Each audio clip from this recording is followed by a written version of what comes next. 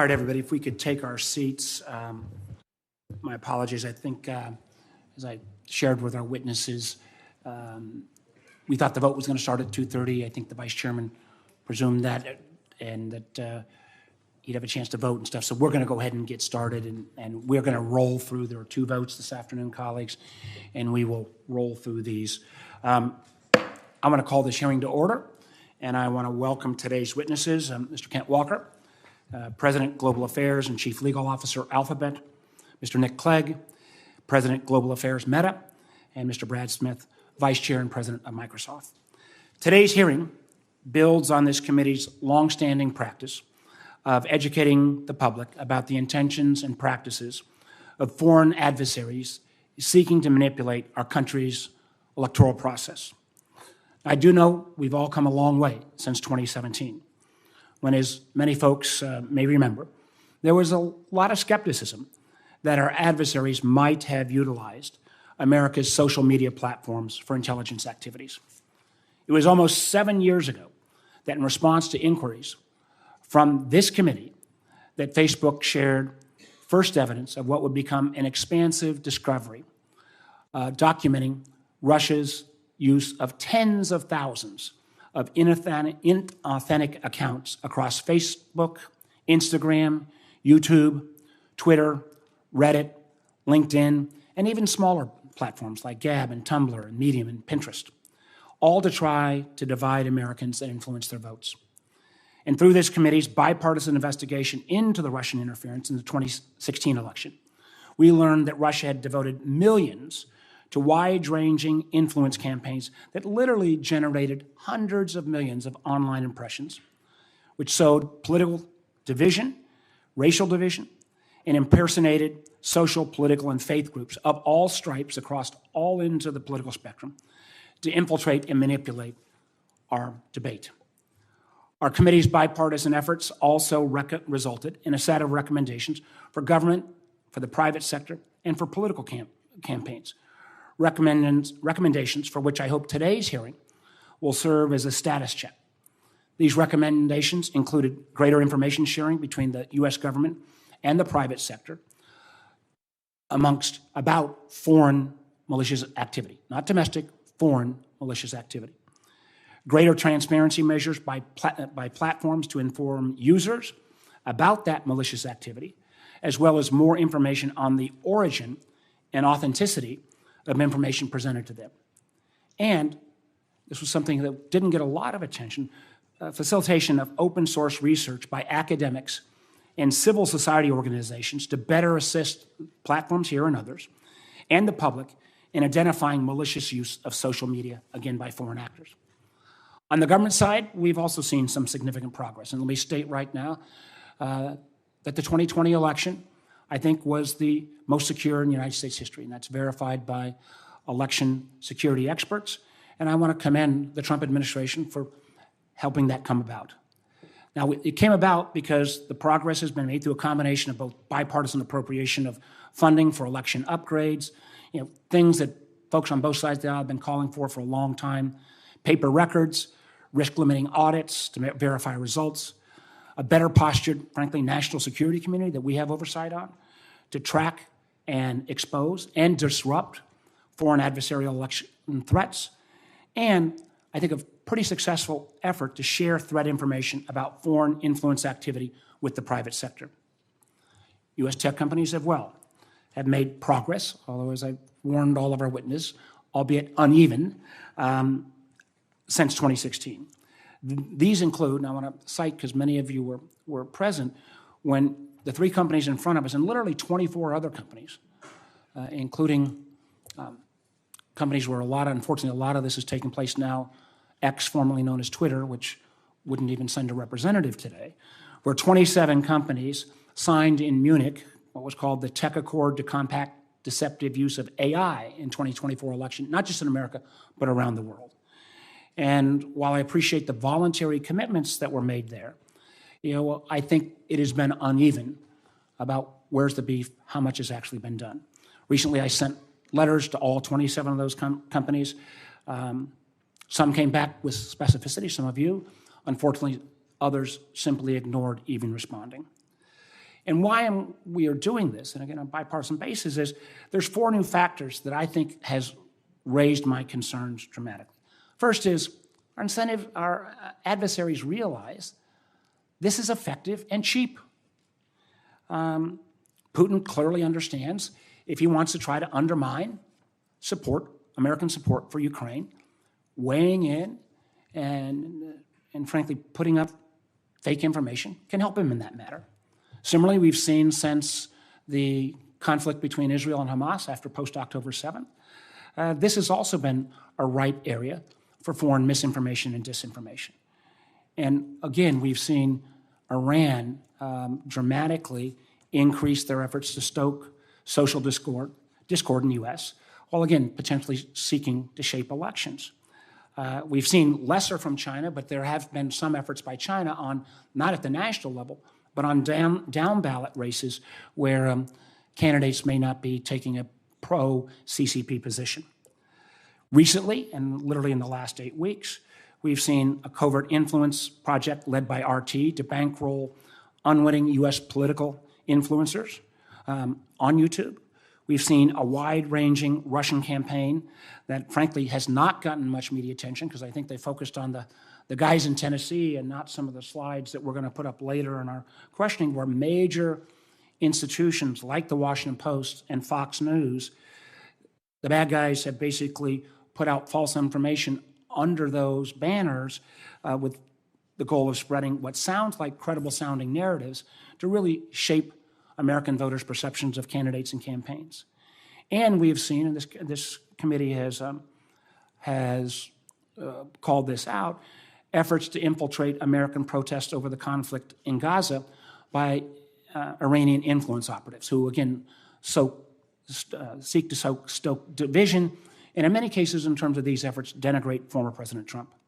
I do want to acknowledge that in these recent efforts, you all have played a positive role. I want to thank Meta, and I hope our committee's interest in this subject helped move you yesterday when you guys decided to take down RT and related Russian influence operations. I want to thank Microsoft for being forward-leaning and publicly sharing information on, again, some of the Russian activities. And I want to thank Alphabet, and I'm going to call you guys more by Facebook and Google for the lesson form, when you were one of the first to come forward on the sources on the Iranian hacks. So compliments to all of you on that. On an overall basis, though, we've also seen the scale and sophistication of the kind of attacks be escalated. When we think about AI tools, we all know about that. I think we originally thought this would be in the form of deep fakes, video and audio alteration. You're going to see AI-type tools being used to create what appears and virtually any American voter would think is a real Fox News or Washington Post site, when in reality it isn't. And unfortunately, Congress has not been able to take on this issue, but I would point out, and it's a pretty broad swath of individual states, and they range across the political spectrum, that have really put some pretty significant guardrails in place, and at least in terms of deep fake manipulation in their state elections. And that's Alabama, Texas, Michigan, Florida, and California. I wish we could take some of the best ideas from those states and bring them at the national level. Most of you have indicated that you have not seen, and I think the good news is so far we've not seen the kind of massive AI interference that we might have expected, particularly in the British or French elections. But as we know from past times, the real time that this will gear up will be closer to the election. And third, the truth is, way back in 2016, Russia had to create fake personas to spin wild stories. Unfortunately, we now have a case where too many Americans, frankly, don't trust key U.S. institutions, from federal agencies to local law enforcement to traditional media. There is increased reliance on the internet. I think most of us would try to tell our kids, just because you saw it on the internet doesn't mean it's true. But the job of the adversaries to amplify things that are stated by Americans goes up dramatically. And finally, we've seen a concerted litigation campaign that has sought to undermine the federal government's ability to share this vital threat information, between you guys and the government and vice versa. And frankly, a lot of those independent academic third-party checkers have really been bullied in some case or litigated into silence. For instance, we've seen the shuttering of the election disinformation work at Stanford's Internet Observatory, as well as the termination of a key research project at Harvard's Shorenstein Center. We need those academic researchers in the game as that independent source. And again, this is a question that really bothers me, and I know we may litigate this a bit in back. Too many of the companies have dramatically cut back on their own efforts to prohibit false information. And again, we're talking about foreign sources. And we've seen the rise, and Senator Rubio and I have been on the lead on this, of a foreign-owned platform that has a huge reach, in the case of TikTok, that has huge national security concerns, and very, very glad that over 80% of both the House and the Senate voted to say creative platform shouldn't be ultimately controlled by the CCP. Now, in the last open hearing we had on this topic, we heard about what the federal government's doing to disrupt. We're going to continue to get with law enforcement and the IC before Election Day. But this is really our effort to try to urge you guys to do more, to kind of alert the public that this problem has not gone away. We have, Lord knows, we have enough differences between Americans that those differences don't need to be exacerbated by our foreign adversaries. Because, and again, we are not cherry picking these adversaries. These are nation states that are in the law of our country. China, Russia, Iran have been, North Korea, others have been designated as foreign adversaries. The truth is, we're 48 days away from an election. And the final point I want to make clear is that we need to do all we can before the election.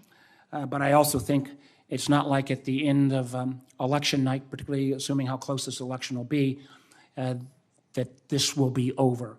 One of my gravest concerns is that the level of misinformation, disinformation that may come from our adversaries after the polls close could actually be as significant as anything that happens up to closing of the polls on election night.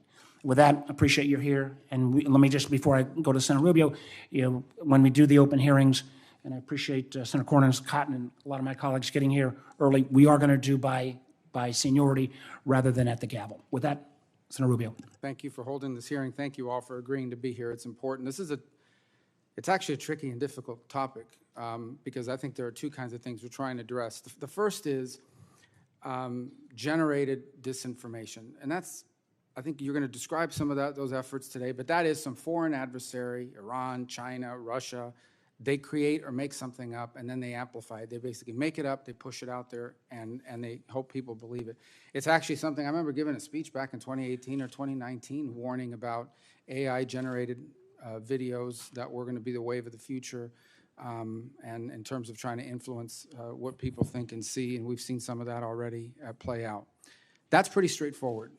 Let me tell you where it gets complicated. Where it gets complicated is there is a pre-existing view that people have in American politics. I use this as an example, not because I generally agree with it, but because I think it's an important example. There are people in the United States who believe that perhaps we shouldn't have gotten involved with Ukraine or shouldn't have gotten involved in the conflict in Europe. Vladimir Putin also happens to believe and hope that that's what we will conclude. And so now there's someone out there saying something that, whether you agree with them or not, is a legitimate political view that's pre-existing, and now some Russian bot decides to amplify the views of an American citizen who happens to hold those views. And the question becomes, is that disinformation, or is that misinformation, is that an influence operation because an existing view is being amplified? Now, it's easy to say, well, just take down the amplifiers. But the problem is it stigmatizes the person whose view it is. Now the accusation is that that person isn't simply holding a view, they're holding the same view that Vladimir Putin happens to have on that one topic, or something similar to what he has, and as a result, they themselves must be an asset. And that's problematic, and it's complicated. And as we try to manage all of this, we recall that in 2020, this is now well known, obviously it's been well discussed, there was a laptop, Hunter Biden's laptop, there was a story in the New York Post, and 51 former, and I say former because I have people coming up all the time saying intelligence officers, these are former intelligence officials, went out and said this has all of the attributes of a Russian disinformation campaign. And as a result, the New York Post, who posted the original story, had their story censored and taken down, their account locked. There was a concerted effort on the basis of that letter to silence a media outlet in the United States on something that actually turned out not to be a Russian disinformation. Even though I imagine maybe the Russians wanted to spread that story. They might have amplified it, but it also happened to be factual. We know, based on the letter from the CEO of Meta, that the government pressured him during the COVID pandemic to censor certain views, and he expressed regret about agreeing to some of that. And so there are people in this country that had their accounts locked or even got, in some cases, canceled out because they questioned the efficacy of masks, something we now know Dr. Fauci agreed masks were not a solution to all the problems, that questioned the whether there was a lab leak, or put out the lab leak theory that at one time was considered a conspiracy and a flat-out lie, and now our own intelligence agencies are saying it's 50% likely, just as likely as the natural occurring. So this is a tricky minefield, and it's even trickier now because Russia's still doing it more than anybody else, but the others, you don't need to have a big, expensive operation to pursue some of this. I think we should anticipate that in the years to come, and it's happening already, the Iranians are going to get into this business. They already are. The Chinese are going to get into this business. They already are. And you see them using that in other countries to sow discord and division. It's coming. It's also North Korea, multiple, and maybe even friendly states who have a preference on how American public opinion turns. So I do think it's important to understand what our policies are today in terms of identifying what is disinformation, what is actually generated by a foreign adversary versus the amplification of a pre-existing belief in America, which has left a lot of people in a position of being labeled collaborators, and when in fact they just hold views that on that one issue happen to align with what some other country hopes we believe as well. And I'm very interested to learn what our internal policies are in these companies, because I think it's a minefield that we may end up sowing in an effort to prevent discord. I don't want to sow discord, and that's one of the dangers that we're now flirting with. So thank you for being here. I look forward to hearing your testimony. And before I go, I just want to reemphasize, agree with Senator Rubio. Americans got the right to say, what are they? They have a First Amendment right to say that. Whether we agree, disagree, no matter how crazy. I do think there's a difference when foreign intelligence services cherry pick information and amplify it, that in many ways stokes division. And that's, again, where the core of this debate is, and we're anxious to hear your testimony. I'm not sure who drove the short straw to go first. Happy to launch. Okay. Chair Warner, Vice Chair Rubio, members of the committee, thank you all for the opportunity to be with you today. Google and Alphabet is in the business of earning the trust of our users. We take seriously the importance of protecting free expression and access to a range of viewpoints, while also maintaining and enforcing responsible policy frameworks. A critical aspect of that responsibility is doing our part to protect the integrity of democratic processes around the world. That's why we've long invested in significant new capabilities, updated our policies, and introduced new tools to address threats to election integrity. We recognize the importance of enabling people who use our services in America and abroad to speak freely about the political issues that are most important to them. At the same time, we continue to take steps to prevent the misuse of our tools and our platforms, particularly attempts by foreign state actors to undermine democratic elections. To help advance this work, we created the Google Threat Intelligence Group, which combines our Threat Analysis Group, or TAG, and Mandiant Intelligence. Google Threat Intelligence identifies, monitors, and tackles threats, including coordinated influence operations and cyber espionage campaigns. We disrupt activity on a regular basis, and we publish our findings. And we provide expert analysis on threats originating from the kinds of countries we were talking about: Russia, China, Iran, and North Korea, as well as from the criminal underground. This year alone, we've seen a variety of malicious activity, including cyber attacks, efforts to compromise personal email accounts of high-profile political actors, and influence operations both on and off our platforms that are seeking to sow discord among Americans, the way you were both discussing. We remain on the lookout for new tactics and techniques in both cybersecurity and disinformation campaigns. We are seeing some foreign state actors experimenting with generative AI to improve existing cyber attacks, like probing for vulnerabilities or creating spear phishing emails. Similarly, we see generative AI being used to more efficiently create fake websites, misleading news articles, and robotic social media posts. We have not yet seen AI bring about a sea change in these attacks, but we do remain alert to new attack vectors. To help us all stay ahead, we continue to invest in state-of-the-art capabilities to identify AI-generated content. We've launched SynthID, an industry-leading tool that watermarks and identifies AI-generated content in text, in audio, in images, and in video. We were also the first tech company to require election advertisers to prominently disclose ads that include realistic-looking content that is synthetic or digitally altered. On YouTube, when creators upload content, we now require them to indicate whether it contains altered or synthetic material that appears realistic, which we then label appropriately. And we will soon begin to use content credentials. That's a new form of tamper-evident metadata coming out of the C2PA program that we'll discuss, I'm sure, to identify the provenance of content across ads, search, and YouTube, and to help our users identify AI-generated material.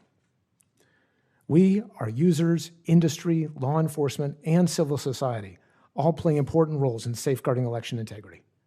We encourage our high-risk users, including elected officials and candidates, to protect their personal and official email accounts, and we offer them our strongest set of cyber protections, our Advanced Protection Program. We also work across the tech industry, including through the Tech Accord that you mentioned, Chair Warner, and the Coalition for Content Provenance and Authenticity, the C2PA group I mentioned, to identify emerging challenges and to counter abuse. We are committed to doing our part to keep the digital ecosystem safe, reliable, and open to free expression. We appreciate the committee convening this important hearing, and we look forward to answering your questions.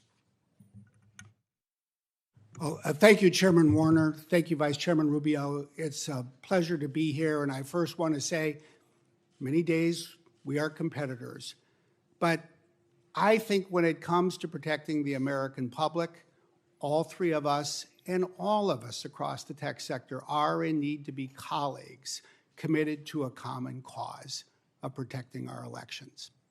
And I think we have to start by recognizing that there are real and serious threats, including in this election. We've all been reporting on them, we've been seeing them, and you've talked about them. Every day we know that there is a presidential race between Donald Trump and Kamala Harris.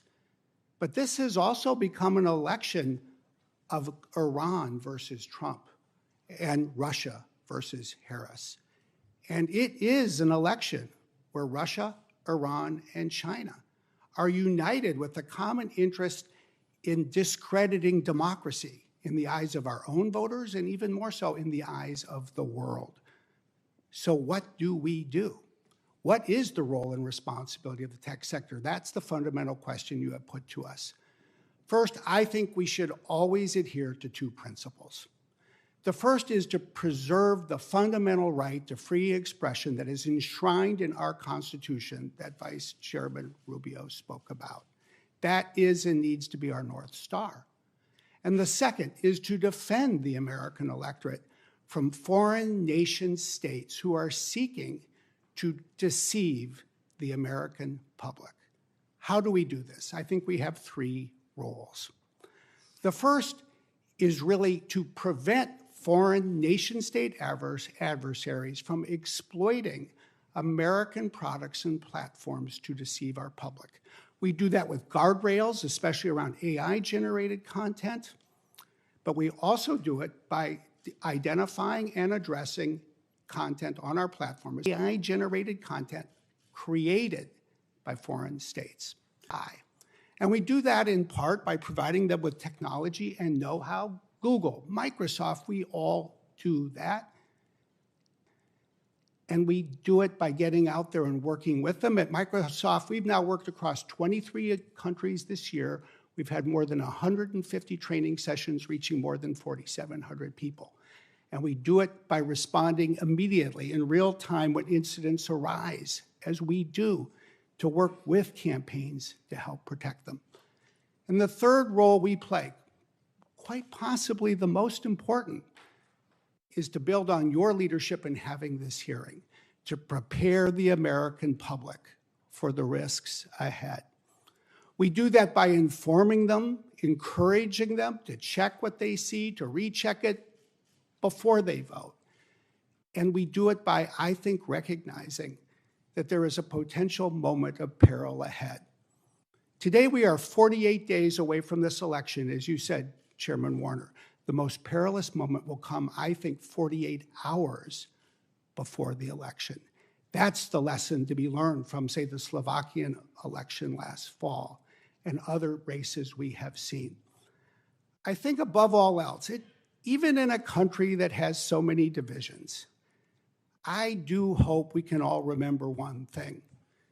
If Google and Microsoft and Meta can get together, if Republicans and Democrats and independents can work together, then I think we have an opportunity as a country to stand together, to ensure that we, the people of the United States, will choose the people who lead us, and we will protect ourselves from foreign interference and deception.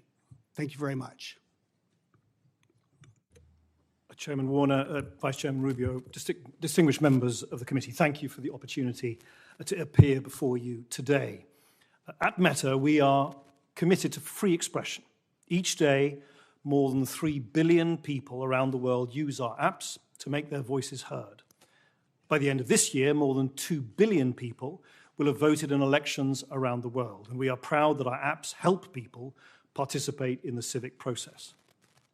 No tech company does or invests more to protect elections online than Meta, not just during peak election seasons, but at all times. We have around 40,000 people overall working on safety and security, and we've invested more than $20 billion on safety and security since 2016.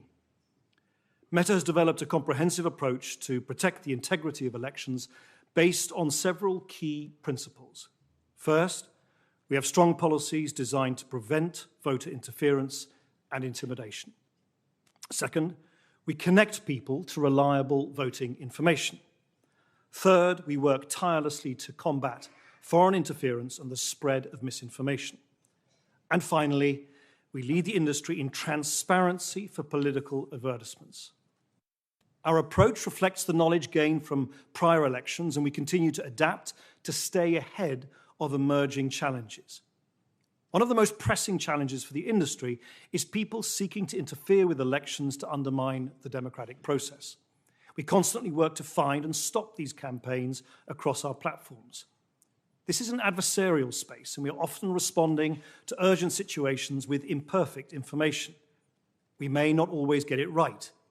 So we need to be cautious, and in each case, we need to conduct our own independent investigation to identify what is and is not interference. Where we identify coordinated inauthentic behavior, we remove the networks at issue. In fact, we have removed over 200 such networks since 2017, including networks from Russia, Iran, and China. We remain committed to stopping these threats, and we are constantly improving and evolving our defenses to stay ahead of our adversaries. I am pleased to appear beside other industry leaders today, and it underscores an important point. People trying to interfere in elections rarely target a single platform. Cross-industry collaboration, transparency, and reporting are essential to tackle these networks across the internet. And that is why we publicize our takedowns for all to see and share the relevant information we learn with researchers, academics, and others, including, of course, Congress. This year, elections are also taking place as more people are using AI tools. To date, we have not seen generative AI-enabled tactics used to subvert elections in ways that have impeded, so far, our ability to disrupt them. However, we remain vigilant and will continue to adapt as the technology does as well. We know that AI progress and responsibility can and must go hand in hand. That is why we are working internally and externally to address the risks of AI. We have implemented industry-leading efforts to label AI-generated content, giving people greater context for what they are seeing. And of course, we are working across industry to develop common AI standards. And we are proud to have signed onto the White House's voluntary AI commitments and the Tech Accord to combat deceptive use of AI in 2024 elections, both of which will help guide the industry towards safer, more secure, and more transparent development of AI. Every election brings its own challenges and complexities. We are confident our comprehensive approach can help protect the integrity of not only this year's elections in the United States, but elections everywhere. Thank you, and I look forward to your questions. Well, thank you, gentlemen, for your, I want to put up the first two presentations. Let me add to what Mr. Smith said. I concur that the 48 hours before the election, but I would argue the 48 hours after the polls close, particularly if we have as close an election as we anticipate, could be equally, if not more significant in terms of spreading false information, disinformation, and literally undermining the tenets of our democracy. Now, there was a lot of press attention recently on the Department of Justice indictment of the Canadians in Tennessee who were paying off influencers, knowingly or unknowingly. What didn't get much attention is the first slide here, where under the banner of Fox News and the Washington Post, these look exactly like Washington Post and Fox News. Matter of fact, it may not be what we thought of as AI, but these are kind of AI techniques to make this so real. Matter of fact, they've even got real authors' bylines. And the balance of the ads and other things are totally reflective. This came out of this DOJ indictment. I guess the question in these are, Nick, you mentioned comprehensive. They appeared on your site. They also appeared on Twitter's site, X's site. I think it is a real shame that in the previous investigations, Twitter was a very collaborative entity. Under X, they are absent, and some of the most egregious activities taking place. But I'm not sure any American, even a technology-savvy American, is going to figure out that these are fake. So where does that responsibility lie? Shouldn't your efforts have been able to spot that, and how do we make sure, because only after the fact in 2016, we didn't have real-time numbers of how many Americans were viewing the fake sites, and they literally ended up of, hundreds of millions. I still remember both the Tennessee Republican Party and the Black Lives Matter site. The real sites had less viewership than did the Russian-based sites. How does this get through? How do we know how extensive this is? And we have many, many more of these. What are we going to do about it in these next 48 hours to make sure that Americans are informed to beware? Mr. Clegg. Well, firstly, Senator, you're absolutely right that it is a hallmark of Russian foreign interference in the democratic process to generate AI stories resembling real media. As it happens, since those appeared on our site, we have just over the last 48 hours banned the organization that spawned a lot of this activity, the disinformation, Rossiya Zavodnya, not least after the editor-in-chief gave an interview where she said publicly, and this is in effect a media organization owned and run out of the Kremlin, that she, and I quote, at least this is the translation, her and her team are conducting what she called guerrilla projects in the heart of American democracy. And the panel behind you is a manifestation of that. That is one of the reasons why. I want to make sure I get to my second. I need to know how many Americans viewed this and other Russian-generated Facebook sites that appear to be media sources.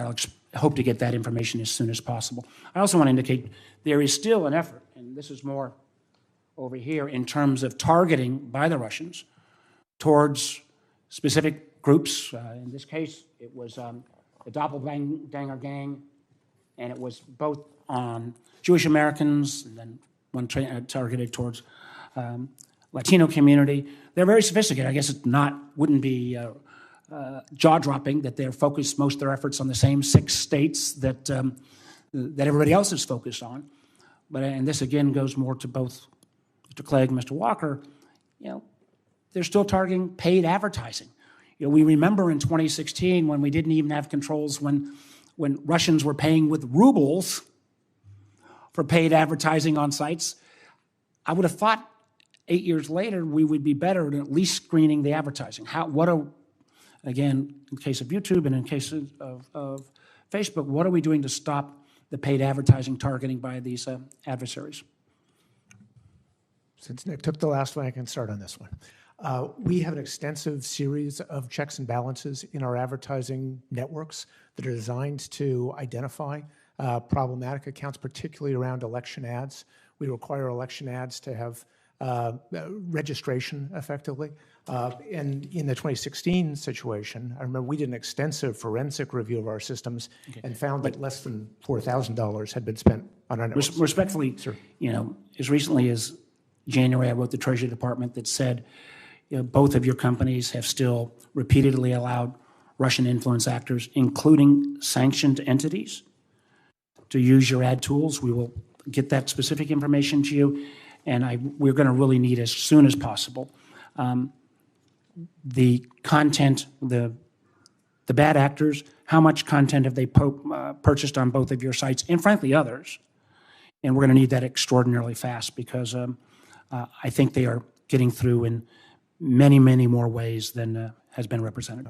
Certainly, I certainly appreciate the concern, and we have taken down, as we've indicated earlier, something like 11,000 different efforts by Russian associated entities to post content on YouTube and the like. We're just going to need this as quickly as And we're possible, both in terms happy to follow. of number of Americans viewing Fox News, what they think is Fox News or Washington Post, or advertisements. We need that data to make sure, again, that we inform the public. Marco. Thank you.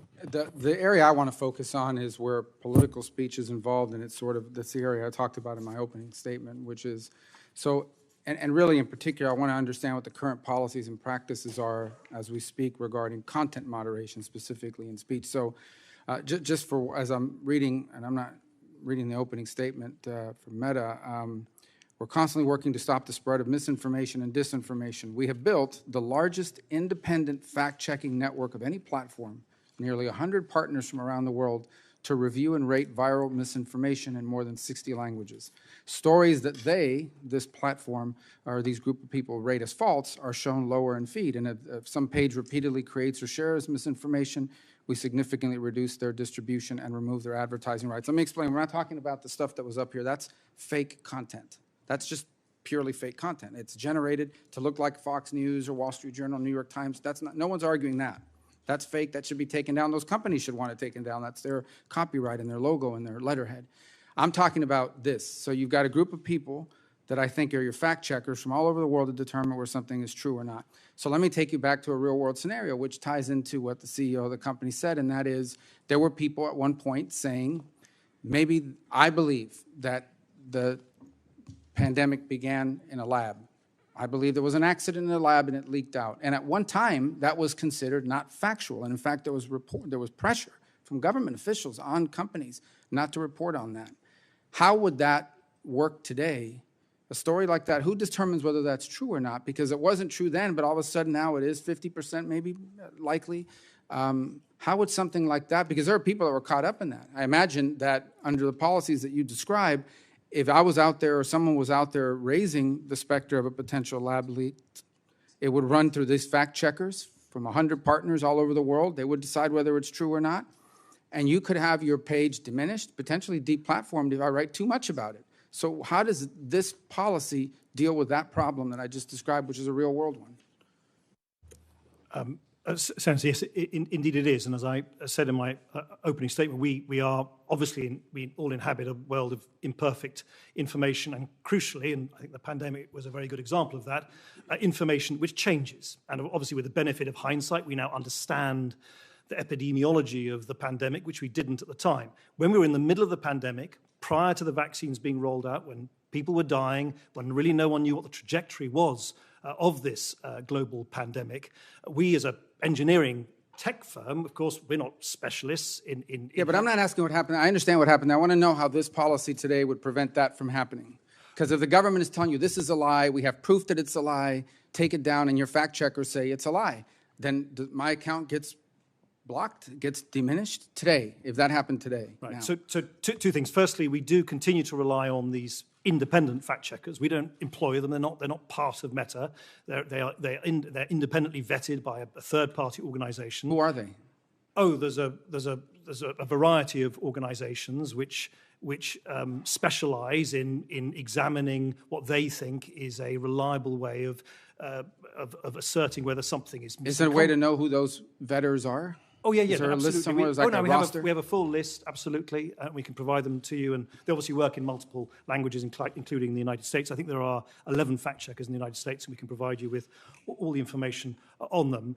So that's the first thing. And the second thing is, and Mark Zuckerberg did indeed explain this in his recent letter to the House Judiciary Committee, I think we learned our lesson, certainly as Meta is concerned, that in the heat of the moment, when governments, and it's governments around the world, exert particular pressure on us, on particular classes of content which they are particularly focused on, we need to act always, and we strive to do this, but of course we make mistakes. We need to act independently, and we need to be resistant to the sort of passing moods and passions around particular bits of content, which was particularly the case during the pandemic. People were, in effect, in a panic. Let me, in a different context, the exact same system, a laptop appears, and 51 people sign a letter saying, we used to work in the intelligence community, this is Russian disinformation, and your fact checkers say, we got to listen to the experts, they would know. Does the New York Post get their account taken down again?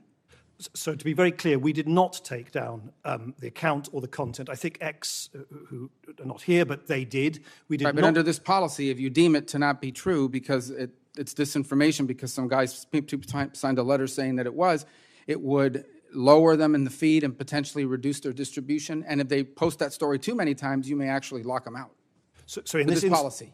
Sorry, in this instance, Senator, you're correct that story was demoted in it. I mean, it was always available. Millions of people saw it, but its prominence on our services was temporarily reduced, and we used to do that to allow the fact checkers to give them the space and the time to choose to then examine that content. In this instance, the Hunter Biden story, they didn't do so. So that temporary demotion of a few days was then released, and it circulated. Did the fact checkers reduce or demote the 51 people who signed the letter or the letter they signed? Because that turned out to be not true. I don't believe they did so at the time, no. All right, thank you. Senator Heinrich. So I want to stay on this same topic of the sort of fraudulent news sites that look like something people would recognize from their own news preferences.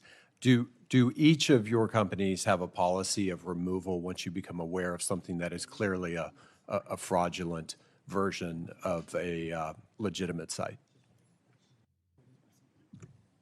I think the answer is yes, and Vice Chairman Rubio, I thought, captured it very well. It actually, in my view, does not depend on whether the topic had anything to do with politics. Those are counterfeit sites. Those are people using the trademarks of Fox News and the Washington Post without their permission and in a way that deceives the public and diminishes the value of those companies. And so, yes, and I think you'd see pretty universally across the industry terms of use that prohibit that. Why does it seem to take as long as it does for those sites to be identified and removed? I know they remain up sometimes longer than I think most of us would hope or expect. And then have you been able to use AI proactively to identify some of those fake news outlets?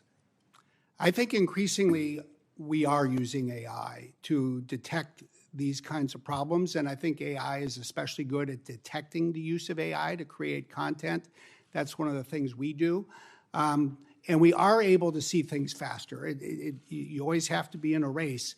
But for example, just this morning, we saw a Russian group put online an AI-enhanced video putting into Vice President Harris's words at a rally words she never spoke. And so I think that is one of the goals for all of us to keep pursuing, to identify these things faster and then, where appropriate, take action. Yeah. I'm encouraged because obviously AI is being used offensively, and we need to be on our game and responding with those same tools to be able to identify and appropriately deal with these things at a much faster rate. At a hearing of the U.S. House Committee on House Administration last week, New Mexico's Secretary of State testified that, quote, years of false election claims and ideological attempts to discredit our voting systems and processes have led to increased threats and harassment to election workers, end quote.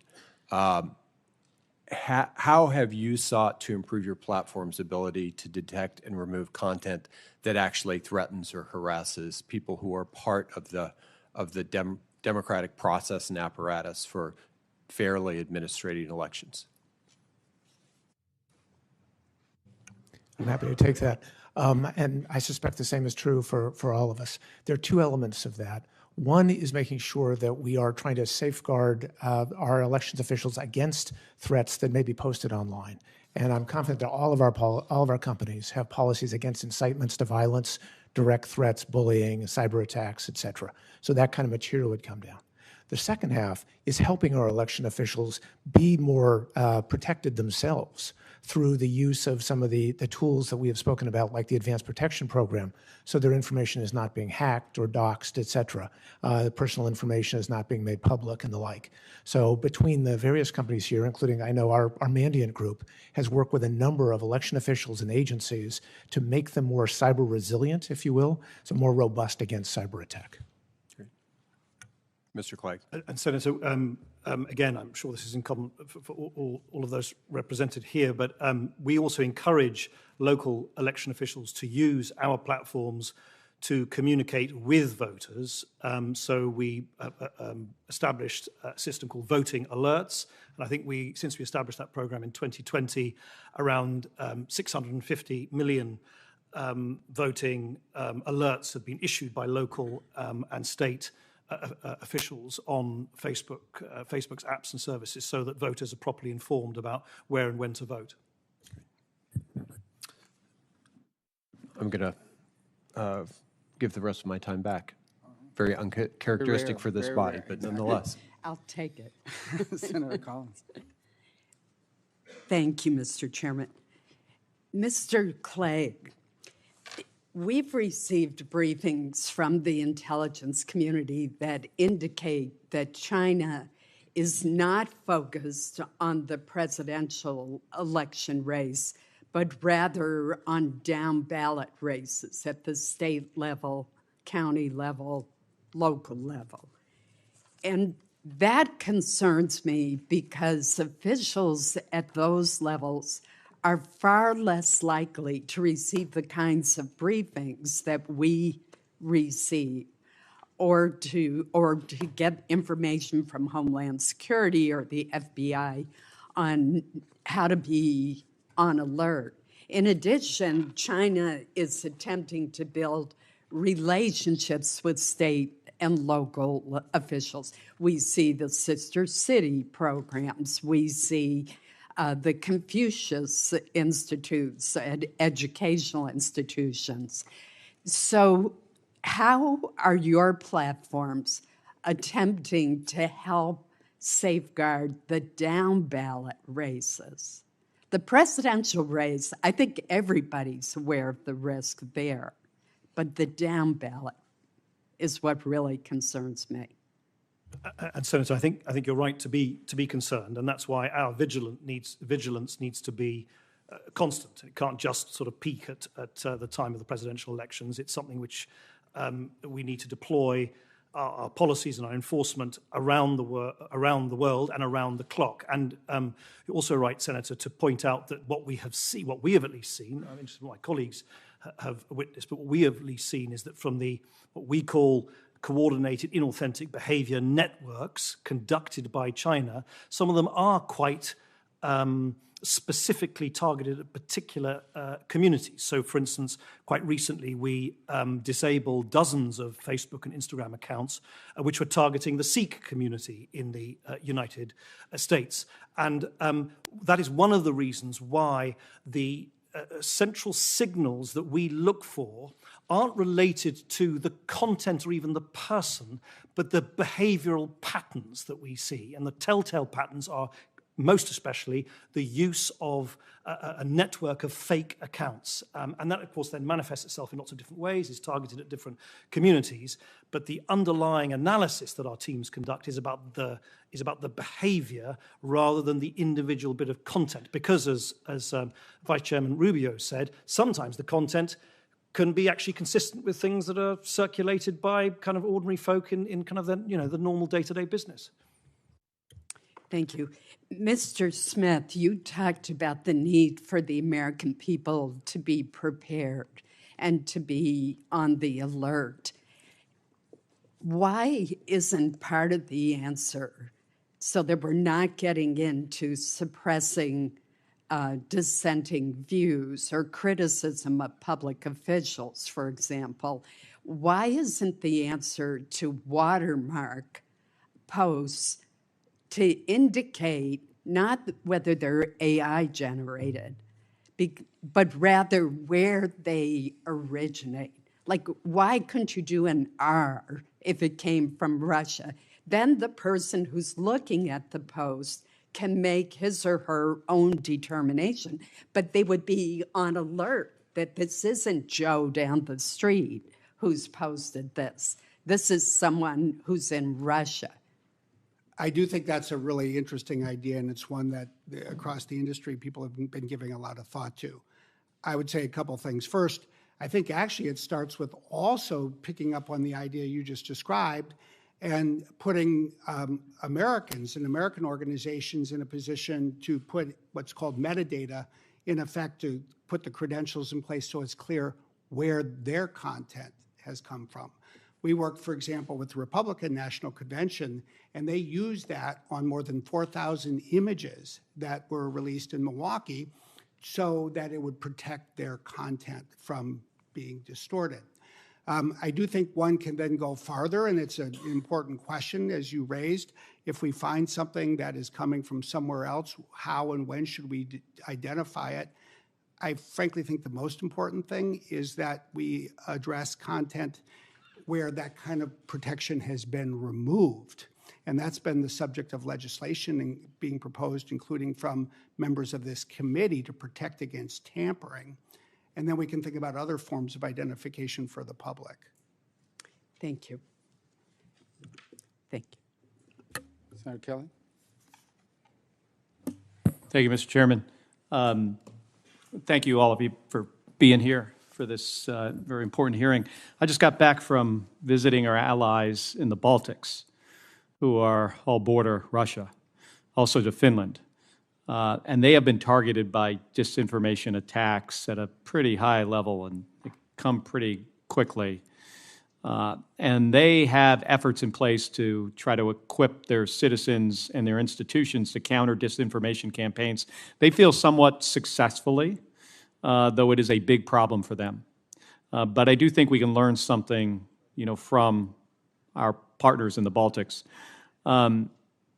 Malicious actors, as you know, use social media and internet platforms as a key vector for these campaigns that they have against us, and are increasingly employing tools. We've talked about this, bots, generative AI. So it's my hope that we can also count on the partnership of the American tech industry to aggressively counter these threats. I want to turn to a specific problem that's of great concern to me, and as my constituents learn about this, I'm sure it will be to them as well. Behind me, you can see a screen capture of Russian-made web pages designed to look like major American outlets, Fox News and the Washington Post, but showing fabricated headlines. I went through these the other day. I think the chairman showed, something very similar. So apologies if we're being a little bit redundant here. But these pages were created by Russian cyber operatives to distribute Russian messages by co-opting the brand of a real news website. that Americans trust, both Fox News and the Washington Post, but there are others as well. And these are really well done. I mean, it would be hard, unless you were looking specifically at the URL and noticed that something was not exactly right, where there was no .com, there was .pm or something else at the end, you wouldn't otherwise know, and you would think this is a legitimate news source. They've also spoofed the official NATO website as well. And they use these sites to push messages that cast doubt on Russian atrocities that we know are real. They lie about NATO suppressing peaceful protests. They stoke controversies or even invent them where they don't exist. So an additional concern is they have specifically targeted swing state voters, so my constituents in Arizona and others, and they seek to influence the outcome of these elections. And this is absolutely beyond the pale. We've got to do something about it. So I'm curious from each of you, and I have about 2 minutes here, just what are you doing about it? And specifically with these websites, if we were to go and look for them now, have they been taken down? As the Fox News website, the Washington Post, is there a way to, let's say we start with you, Mr. Walker, if we search on Google and try to find this through a Google search engine or search for the Washington Post, could we navigate from your website to these fake websites? So we're obviously concerned about the larger problem. I haven't searched for these specific sites, but I can tell you we've launched tools called About This Image and About This Result, which tells you the first time we saw an image appear on the internet. So in many cases, disinformation may not be AI generated, it may be a repurposed photo. Most of the disinformation we see coming out of Gaza is not AI generated, it's pictures from a different war. So providing that kind of context is valuable. And then just quickly to say that if content is AI generated, increasingly the ability to watermark it or understand its provenance through the C2PA cross-industry group that I mentioned before will help all of us do a better job of identifying and removing this kind of content. But once you find the content and you know it is fake, at that point, can you take action to make sure that your customers cannot navigate to that conflict or to that content? The search context is somewhat different than other contexts where we're hosting information. So let's say YouTube, which would be our hosted content example here. If something is demonstrably false and harmful, we will remove it, in addition to all of our other policies. And that's been consistent for many years. We also have a general manipulated media policy, whether it's AI manipulation or you may remember the cheap fakes that went around some time ago, which were just slowing down videos to make a politician look as though they were intoxicated. We will remove that kind of content, yes. You said if it's false or harmful, how about if it's just them co-opting somebody else's website like Fox News or Washington Post? I'd go back to Brad's earlier comments with regard to the notion of trademark infringement, copyright infringement. As we get complaints about that, we will remove that content, yes. All right, thank you. I would quickly note, I think most of your companies do a pretty good job on trademark protection. I just feel like Fox News and Washington Post should have gotten that same level of protection. Frankly, they should be weighing in as well. Senator Cotton. Thank you. Gentlemen, thank you for appearing. I mean, I want to bring a little perspective to the topic today. I think this committee's own report, more than 1,000 pages, said that Twitter users alone produced more election-related content in about 3 hours in 2016 than all Russian agents working together. I have no doubt that Russia and China and Iran and North Korea are all doing these things up to no good. And if you don't know what they're doing, it's probably no good. And there's lots of things they could do that are very bad to influence American politics. You know, Russian intelligence spent millions of dollars in the early 1980s to promote the nuclear freeze movement, with Joe Biden bought hook, line, and sinker. And Russian intelligence under Vladimir Putin has spent millions of dollars to oppose fracking, which Kamala Harris has bought hook, line, and sinker, trying to ban fracking. And there's plenty of things they could do in our election infrastructure as well. They could hack into campaigns and leak their strategy or steal their voter contact information. Even worse, they could hack into county clerk's offices or Secretary of State's offices and delete voter registration files or try to manipulate votes. They don't even have to get into the election machinery. They could say turn off the electricity in a major American city on election day and wreak havoc there. So there's a lot of threats that our adversaries could pose to us in our elections. I just don't think that memes and YouTube videos are among the top, especially when we have an example of election interference here in America that was so egregious. Some of your company's efforts in collusion with Joe Biden's campaign, led by the current Secretary of State, to suppress the factual reporting about Hunter Biden's laptop. Mr. Clegg, you acknowledged earlier that Facebook demoted that story after it was published by the New York Post. Is that right? Correct, but I should clarify, we don't do that anymore. Mr. Zuckerberg has said that you demoted it. He expressed regret. I assume you share that regret with your boss? Yes. And you share what he said, that you're not going to do it anymore, right? Correct. So that demotion does not take place today. And Mr. Walker, what about Google? Did Google suppress results about the Hunter Biden laptop? We did not, sir. We ran an independent investigation. It did not meet our standards for taking any action, so it remained up on our services. Okay. And Twitter, under the old regime there, was, I think as someone said, even more egregious than Facebook or other platforms. And again, this is domestic information operations, if you'd like to say. Far more influential on our elections than some memes or YouTube videos or articles that Russian intelligence agents or Chinese intelligence agents posted, which no doubt they do. I mean, just look today, like the New York Times the other day had a fit that social media was awash, it said, in AI-generated memes of Donald Trump saving ducks and geese. I mean, are AI-generated memes of Donald Trump saving ducks and geese really all that dangerous to our election? Mr. Smith, you laughed for the record. Do you want to answer my question? Are you worried about ducks and geese memes of Donald Trump saving them from predators? I create a list of the greatest worries for this election, they do not involve ducks or geese. I wouldn't think so. They don't seem like that to me either. Mr. Walker, Google famously did not autofill results of people searching for Donald Trump's or assassination attempt Donald Trump a few weeks ago. What happened there? Why was that the result of your company's? We've had a longstanding policy, Senator, of not associating terms of violence associated with political officials unless they had become a historic event. So assassination of Abraham Lincoln would have been allowed. Up until the weeks prior to the assassination attempt, it would have been deeply problematic, I think, to autocomplete assassination after a search for Donald Trump. Those terms are periodically updated. The assassination attempt occurred in between one of those periodic updates. It has subsequently been updated and now autocompletes appropriately. Okay, let me ask both your companies, this primarily Mr. Walker for Google and Mr. Clegg for Facebook. Gavin Newsom just signed a law, 3 laws actually in California, into effect that will criminalize the use of so-called deep fakes before an election. How do you plan to comply with that law? Are you going to go arrest people who are making AI-generated memes of Donald Trump running away with ducks and geese? Senator, it's early for us to understand. We are just receiving the laws which were signed very recently, and we're looking at how we might best comply with a number of laws. There are quite Mr. a Clegg, few. A lot of ducks and geese memes on your website. Mr. Smith thinks they're funny. He's laughing again.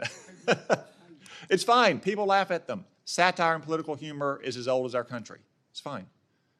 I'm glad that you're not going to do again what you did in 2020, but I don't envy either of your companies dealing with what Gavin Newsom has done in California or what many in this Congress propose to do, criminalizing and censoring core political speech. So, Mr. Clegg, do you have any idea how you're going to comply with California's law? Well, it's only just been signed, so again, we would need probably to look at it more closely. But I think, Senator, your central point that there is a lot of playful and innocent and innocuous use of AI, and then there's duplicitous and egregious and dangerous use of AI. That is exactly why, as I think.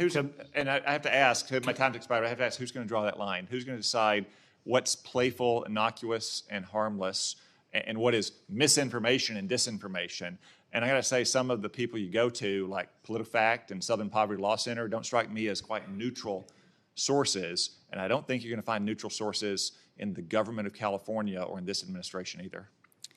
And I would just, when we look at the California law, I'd like your analysis as well of the deep fakes used in political advertising that was passed and signed into law in Alabama, Texas, and Florida as well. Senator King. Thank you, Mr. Chairman. I think the bright line here should be foreign, the word foreign. As has been pointed out, as the ranking member pointed out, or the vice chair in his opening remarks, it becomes very problematic when you're talking about domestic content and then it's being amplified by foreign. But that should be the line. I mean, I don't want you all, or the government certainly, to be the arbiters of truth, because one man's truth is another man's propaganda. I mean, I think we should have that kind of flexibility. It seems to me what's happening here is that foreign governments are engaged in a kind of geopolitical judo, where they're using our own strength against us. Our strength is our democracy and our regular elections, plus freedom of expression. And that's what they are taking advantage of in order to try to manipulate our fundamental way of making decisions, which is through elections. And I think that's, but the issue should always be, is there a foreign nexus? Is there a foreign influence in this matter? And I guess the question is, in this day and age, can you determine that, given the fact that we've got very sophisticated adversaries in St. Petersburg or Moscow or wherever, or in Tehran, who may be coming in via a server in Georgia? Can you technically tell when something is of foreign origin? Mr. Walker? I would Brad? say the answer is not always, but often yes. And I do think that there are some threats we should take seriously. And we should start with the word foreign. But if you want to see the risks that we should be thinking about, I will go back to Slovakia. Their parliamentary election was last year, September 30th. 2 days before, on September 28th, a Russian group released a deep fake audio. It purported to be an audio of a conversation between a mainstream journalist and the leader of the pro-European Union political party, one of the two largest political parties in that race. That reflected what we see in Russia. Number one, a good content creation strategy. The second thing they did on that same day is they released it on Telegram, which tends to be the Russians' favored distribution channel to get things going. They did it from what was the private account of the spouse of a major official in Slovakia. The third thing they did is they pursued a content amplification strategy where then one of the most senior officials in the Russian government, as they tend to do, came out the very same day and accused the United States of doing what that audio recording purported to capture in Slovakia, namely a plot to buy votes and steal the election. In other words, it was a very sophisticated operation. It is, and this is what we need to remember. You can't have a great play without a great playwright. The Russian government is very capable, very sophisticated, not just in technology, Very but in social determined. science. Very Yes, determined, are they not? absolutely. And that's what there are many things. It's right, I think, to focus on the things that should unite us and say, let's not worry about what we're seeing over in one direction, but let's not close our eyes to what we could see in the other as well. Well, I think the question is, number one, it's happening. You've all testified to that. It's happening, and it's not a minor project on the behalf of Iran, Russia, and to some extent China. So the question is then, what do we do? And I know Senator Collins asked about watermarking, some kind of way to determine the source of the information, attribution. But I had a formative experience about 8 or 9 years ago in this building, before any of the election, before 2016, meeting with a group of people, of politicians, political figures in Estonia, who are under bombardment all the time from Russian propaganda and Russian disinformation. I said, how do you deal with it? You can't cut off the internet or cut off your TV stations. Their interesting answer was, we deal with it by educating the public that it's happening. And they say, oh, hell, it's just the Russians again. And that's why I think what we're doing here today is so important, and your testimony is so important, so American people can be alerted to the fact that they may be being misled, and they should check. Is that a reasonable approach? Absolutely. And what I hope we can take away from this is, first of all, there's something very important in what Senator Cotton said. Not everything's a threat. And as Senator Rubio said, we should always honor the rights of our fellow citizens to say what's on their mind. But Senator Kelly captured something that's critical, and you're pointing to the same thing. When you go to Estonia, when you go to Finland, when you go to Sweden, when you meet people who have lived their entire lives in the shadow of Russia, they are on the alert. They know, as we've discovered, that not everything on the internet is true. They just remember that when they read something that's new. My wife and I have a sign in our kitchen that says the difficulty with quotes of the internet is determining their authenticity. Abraham Lincoln. Yeah. Mr. Clegg, you were going to respond?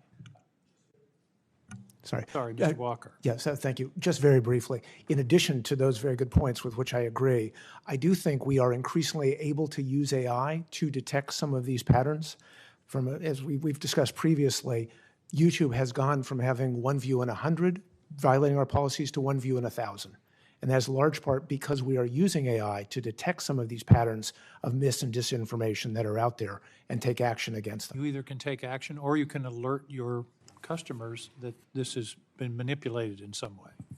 Agreed, and also provide high-quality authoritative information. The old line, the best remedy for bad information is good information. So the more we can promote accurate information about when the polls are going to be open, people's eligibility to vote, whatever else it might be, that's an important part of the democratic process. Thank you. Thank you, Mr. Chairman. And I just remind you, I agree on the comment around memes, but I will recall that this committee exposed in 2016 the effort by the Russians to incite violence between a pro-Muslim group in Texas and a pro-kind of Texas separatist group that, but for law enforcement, would have resulted in American harm. And echoing in how we know, I don't know when these slides were up how a normal American consumer, even a relatively sophisticated one, would have the expertise to read the URL that closely when everything else looks so closely like Fox or Washington. Do you believe that ByteDance should be required to divest TikTok in order to for TikTok to operate in the United States? Do you believe that ByteDance should be required to divest TikTok in order to for TikTok to operate in the United States? Mr. Walker. Senator, I would defer to Congress. I know you have legislated on this very question, and that there was a. You think social media companies owned by foreign governments that are adversaries of the United States that are known to use information warfare against the United States, do you believe they should be able to operate freely in the United States? As a technology company, our area of expertise is making sure that they are not distributing malware. We have found situations where such companies were distributing malware, at which point we remove them from our services. But on the broader question of accessibility, I think that's a question for Congress. I'll put you down as undecided. Mr. Smith? You can put me down as I think you all have already decided. The Congress has passed a law, the president has signed it, the courts will adjudicate it, but assuming it's upheld, then clearly it needs to be followed. And I'm not going to try to substitute my judgment for the judgment you all have already brought to bear. Mr. Clegg? In addition to that, I would just point out that there isn't a level playing field globally. Our services, for instance, are not available to people in China. So Chinese social media apps are available here, but American social media apps are not available in China. That has been the sort of state of affairs for some time. What I'm looking for is some guiding principles here. And Mr. Clegg, it sounds like you think reciprocity should be perhaps one of those principles. I think the First Amendment principle of voice for the maximum number of people, for the maximum amount of time, wherever they reside around the world, is a good principle. Well, the problem, I think we're trying to figure out what the appropriate framework is to think about what you all do day in and day out, because it's just presented a bunch of novel and difficult questions. But before social media companies existed, it seems to me we had doctrines, laws that governed the way that we dealt with the subject matter we're talking about here today. Of course, what's so different today is that you are private entities, so presumably the Constitution, the First Amendment can't be directly applied. I know the Supreme Court is wrestling with how to figure out what the right way to view social media companies is.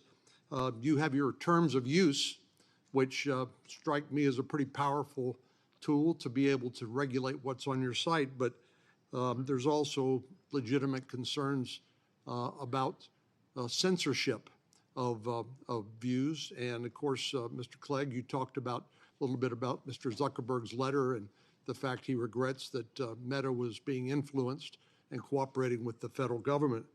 And then we have regulations that usually help us in this area, or as a last resort, litigation. So I'm wondering, is there anything about the way that we operated in what the legal framework we operated under before your companies existed that should inform the way that we view your operations today? It strikes me as we are dealing with adversaries often that view this information warfare is a legitimate tool. And obviously the Russians and their active measure campaign existed long before your companies existed. But we're an open society, and we believe in freedom of exchange and free speech. But is there anything about the way that we regulated, or the way the framework under which we understood that newspapers, radio, movies, other means of communication were handled pre-social media companies that should guide us here? Or are we just trying to make this up from scratch? The one thing I would say, without getting into, I think your very important question about sort of the history of regulation of communications in the country, and one could have, I'm sure, a vibrant debate about Section 230 and the like, is this. It's easy to spend all our time on the issues where we disagree. I think the most important thing is we identify where we actually do agree across the political aisle and across the industry. Because if we can act based on common consensus to address the foreign adversaries, emphasizing again that word foreign and nation states, we can do the most important thing I think we need to do this year. And I think that can build the foundation for the future. And then we'll deal with the rest, and your very important question among that. My time's up. And again, I want to commend Senator Cornyn for raising this, because we did actually do that on the question about CCP control of a platform that candidly is even more popular at this point than your platforms. And 80% of the Congress in both political parties said that's not in our national security interest. And I appreciate you raising it. Senator Bennett. Mr. Chairman, I appreciate your having this hearing and appreciate you coming to testify. Very grateful for that. I think what we were struggling with a little bit in terms of answering the question Senator Cornyn just posed is the sheer scale of the enterprises that you represent. That presents something new to us. And as I sit here listening to us have this conversation, I'm thinking about the people that are going to be sitting in your chairs 30 years from now, and the people that are going to be sitting in our chairs 30 years from now, and what are the incentives that are leading us to have the conversation we're having right now and the answers that we're having in this minute, for all the right reasons, are the ones we would have wished for 30 years into the future. Like, I really wish on behalf of the American people that the American people had had a negotiation with Mark Zuckerberg, just to pick him as an example, around our privacy and around our data and around our economics. I don't believe we have had that negotiation. I don't think we have. with any of these social media platforms, different, Mr. Smith, than your company, with any of these platforms about our privacy, our data, our economics, the way we want our children's bedrooms invaded or not invaded. And for better or for worse, they're looking to us to try to begin to have that conversation. So first, we haven't had it, and here we sit having to deal with the very, very severe consequences across our society. I say that partly as a capitalist, but also as a former school superintendent who has seen the effects of mental health on our kids. And as members of the Intelligence Committee who are trying to protect the country from an invasion of our democracy across your social media platforms and tech platforms. When I read your CapEx numbers, it staggers my mind. I can't even get my head around the idea that you're going to spend $170 billion over 18 months on AI investments. I mean, that annual expenditure for your three companies is more than we had for roads and bridges in the first infrastructure bill we passed since Eisenhower was president. And for all the telecom or broadband infrastructure across the entire United States of America, those things together are dwarfed by your annual CapEx expenditure on AI. And I feel like we're being asked to just sort of hope for the best.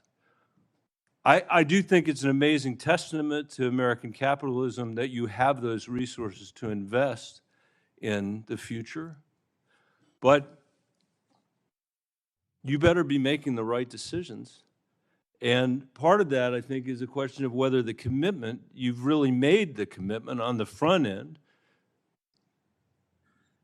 to safeguard America's democracy, to make sure our elections are protected, to not say that it's up to our citizens to try to figure it out in the hailstorm of propaganda that has almost been perfected by our adversaries, and every day is being used by them to divide one American from the next, from the next, from the next, because they see that division as a potential benefit to them and a huge detriment to us. Like, how much money are you investing to make sure that you are protecting our elections? Is that your responsibility? Or is this just, an approach that says, let 1,000 flowers bloom? I am a strong believer in the First Amendment, but I don't think there's anything about the First Amendment that obviates your need to be able to say to the American people, we believe we have a responsibility to you because we are among other things, because we are creatures of this unique society and this unique democracy, and we have an obligation here. So I don't know if anybody would like to respond. Mr. Clegg, as the... Yep.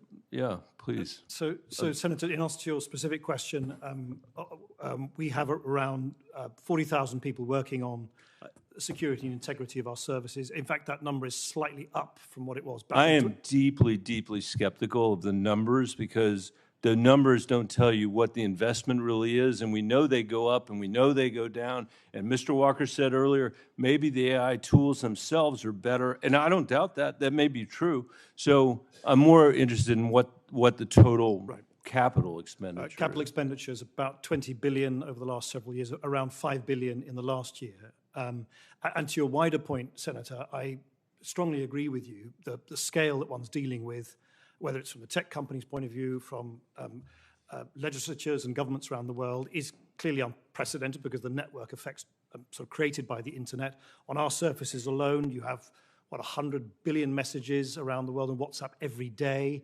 You've got now, I think, about 3.5 billion reshares of short-form videos, reels, every single day.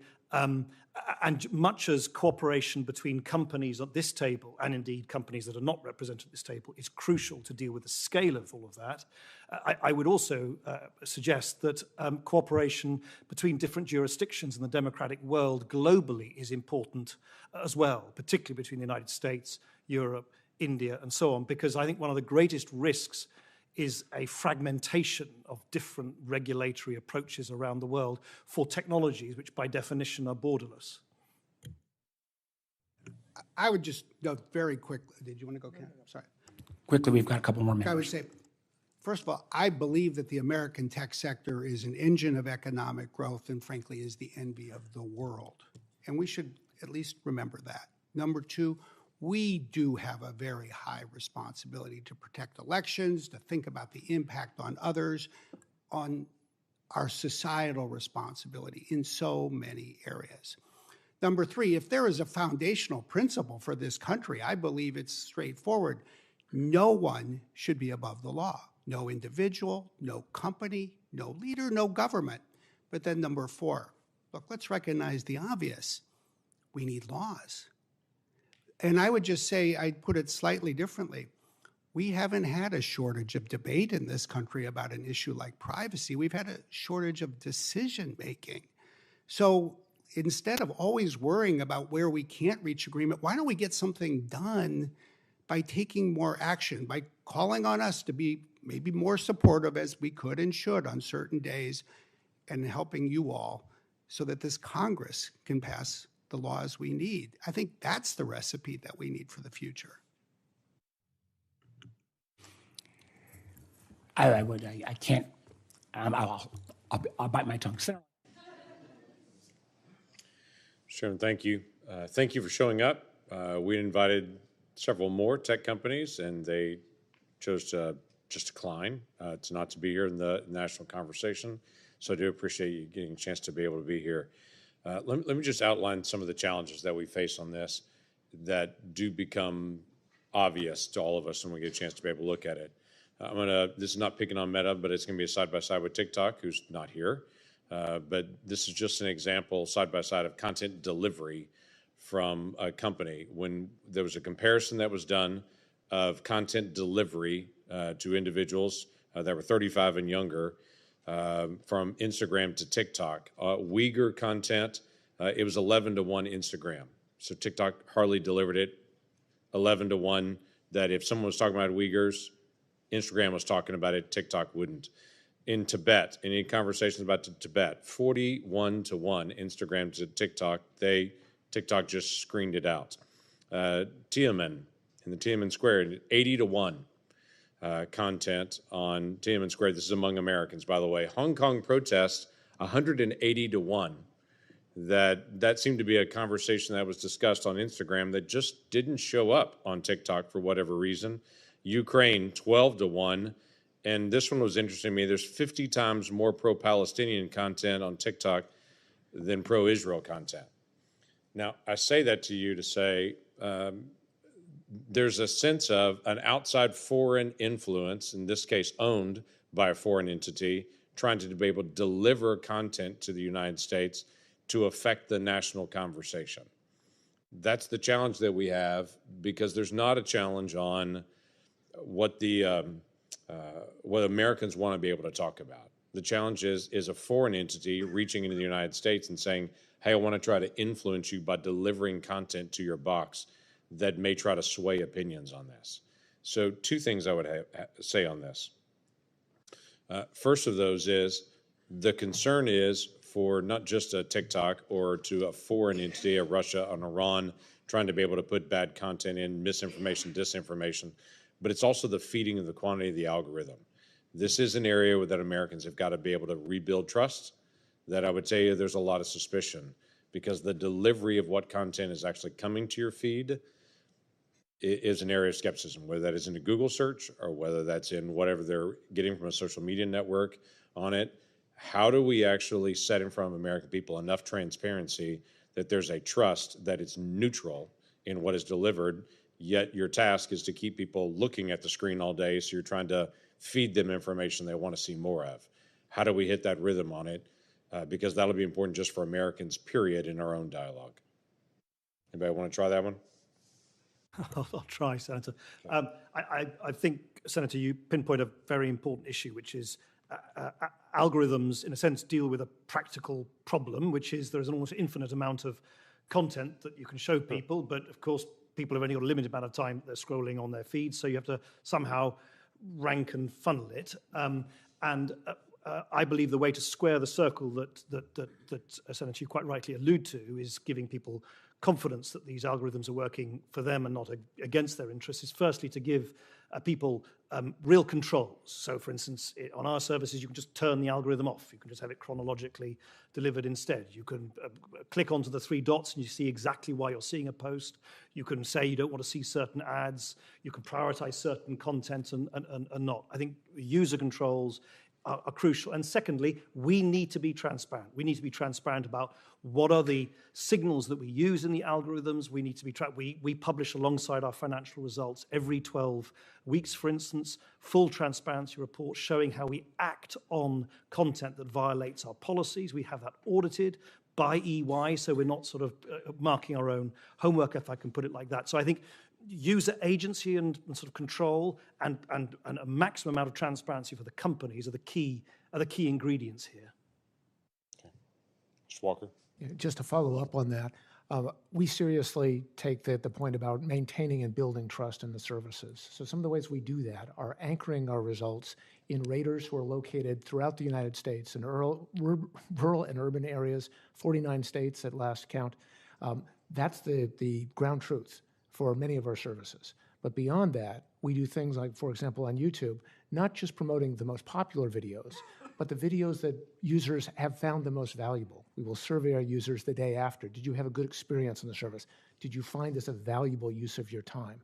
And then making sure that we are consistently and clearly and transparently enforcing our policies, which we also publish. It's a responsibility we take very seriously. It is, and it's something that's incredibly important, and it's also consistent with law on this. If I could just make one quick comment on this as well. Mr. Smith, on a comment that you made earlier that Iran is fighting against Trump, Russia is fighting against Harris, and we see the noise that's out there on this and the awareness of it. I do think it's important that we have this conversation to be able to make Americans well aware that not everything that they see is accurate or correct, and there are things very deliberate. But one of the challenges that we have that we've got to figure out, both as a committee and both from you, is attribution, that when something shows up, how to be able to designate it, here's where that originated. Because by the time it gets shared 50 times through different places, people don't know where it originated anymore. So there's one challenge of taking off content that's Russian content, Iranian content that's deliberately mean to attack and to disturb Americans in whatever way that may be. But another one is to be able to make sure that when it gets out there, people are well aware of it. We can't tell the story of this is disinformation, misinformation, unless we get fast attribution on that. And that's something we got to be able to work out. Amen. And you know, again, I've got critiques of all 3 of these companies, and I'll come back to some of those. But on this one, they have been more forward-leaning, because if they don't share that by the time the IC or law enforcement picks it up, it may be too late. Senator Ossoff. Thank you, Mr. Chairman, and thank you all for joining us. On that point about attribution and identification of foreign covert influence, Mr. Walker, give us a sense of your independent capacity absent case-by-case warning or notification from the U.S. government of content on your platforms that is foreign covert influence. It is challenging, as was talked about earlier. Russia has moved beyond paying for things in rubles and only working between 9 and 5 Moscow time. So they're increasingly making it more difficult to identify things. That said, we have more than 500 analysts and researchers working with our Mandiant team, Google Threat Intelligence, who are tracking between 270 and 300 different foreign state actor cyber attack groups at any given point, tracking activities, metadata, et cetera, feeding that through our services and sharing it with the security teams that are represented here and elsewhere in the industry, and also working with the FBI's Foreign Influence Task Force. Let me put it this way. Do you think you're mostly across it and playing whack-a-mole, or do you think you fundamentally lack the ability to know how much you don't know? I think the humble and probably accurate statement would be the latter, because the adversaries are always moving forward, and it is a constant cat and mouse game. And when you mentioned earlier using machine learning or algorithmic tools to try to identify it, is that on the basis of network activity and posting tactics, as opposed to content where there's a risk of collateral damage? You might suppress bona fide American speech, because oftentimes what the foreign actors are amplifying resembles perhaps extreme or polarizing speech that's happening organically in the country. It's a deep and important question, and the answer differs to some degree across the different platforms, because a pure social network, as Mr. Clegg was referring to, will have more behavioral information. We may have more content-related or metadata-style information. We do try and share across the different platforms where we can, but inherently there is some sort of assessment of the nature of the content. We talked a little bit about provenance and AI, or metadata and AI. That's going to be a component of it. Network activity is a component of it, and then behavioral signals will also be a component of it. Okay, in addition to attribution, let's talk about authentication. Mr. Smith, you mentioned the Slovakian example, I believe.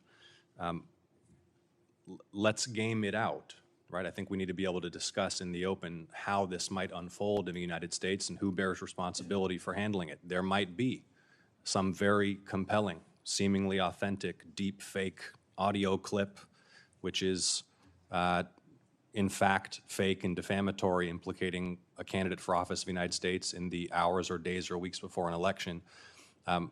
How confident are you that either you or another private sector actor or somebody else has the capacity to identify it as fake, particularly where we can't rely on one campaign or the other necessarily to, in good faith, acknowledge that something which is useful to them because it deliberately defames and mischaracterizes the statements or conduct of their political opponent isn't real?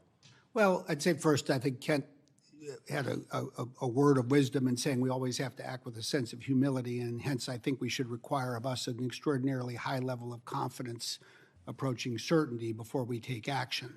Having said that, I do think, especially given our ability to use AI to identify the creation of a fake, and just the good old human judgment that comes from crowdsourcing, especially for video, we can identify a great deal. And I then think what it translates into is another part of your question. Great, what do we do about it? And there will be days, or it could be hours, when the most important thing we'll need to do is alert the public so that there is a well-informed conversation. But I also think this points more broadly to what is a systemic strategy to try to address the problem that we're worried about here. Well, and that's that we need to because focus time is on short, as well. let me try this question, ask it of each of you. What will you do? What is your policy if in that critical time period before an election, there's deep fake content attacking a candidate for office, which can be demonstrated to be inauthentic, but cannot be decisively attributed to a foreign actor? How will you handle it? We would label it. Yeah. We would label it so the users would see that the veracity, the truth of it is under real question. So we would label it. What about how it's handled by the algorithm and its amplification or suppression? We would also make available to us the ability to demote the circulation of it. Mr. Smith? Yeah, we don't have the same issue in terms of a consumer platform, but I think that the notification to the public, the labeling, I do think that's the essence of what we all need to be prepared to do very quickly. And I would add to that we would notify the Foreign Influence Task Force so that there was government awareness of the situation. Thank you. Thank you, gentlemen. I've got a few more comments. I guess, where I'd start is, I was there with all three of you in Munich when companies like TikTok and X signed on to that agreement. Again, amazed and disappointed, particularly X, failure to participate or failure to in any way adhere to that document. But if just what you've just said is, I want to make sure we didn't get off just on the Fox and Washington Post, but this is just publication forward, another example. If we got a watermarking system, the fact that this is content that didn't originate with you, but it was placed on your platform, these are not watermarked.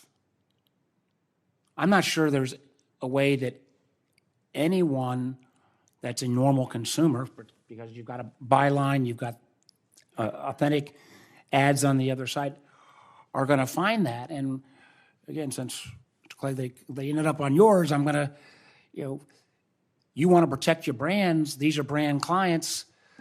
Why didn't we catch this?